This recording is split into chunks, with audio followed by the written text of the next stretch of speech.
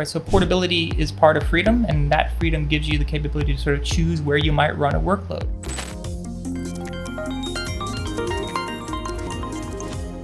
I think if we zoom out a little bit right now, there's obviously a lot of talk about AI and also this theme of digital sovereignty, especially where your data is stored, where things are processed, where models are from.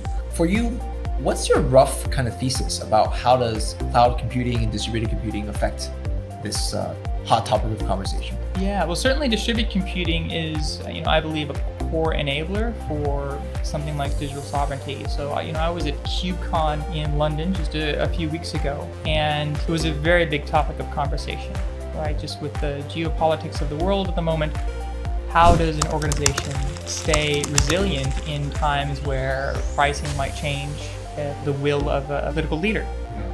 So how do we manage that? How do we make sure, so for EU specifically, how does EU make sure that if something happens that they have all the capabilities inside of EU to run and operate their government and commercial applications? So distributed plays a really big part in that, but probably more than that, things like application portability also plays a part of that, right? So portability is part of freedom, and that freedom gives you the capability to sort of choose where you might run a workload. EU, and in this region, in Australia and Japan, companies have invested quite a bit in managed services. And managed services are great, right? They help you get started very quickly. It helps you minimize the skills required within your own team, and it really bootstraps your organization to get their applications to market as fast as possible. The downside of that is if you're using a managed service, your application is no longer portable, right? Or it's not as portable. So then, again, if something happens with that provider, you're somewhat locked in.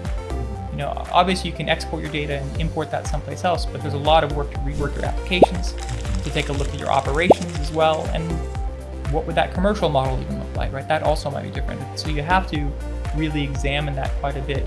Really, for digital sovereignty, portability is certainly key for that.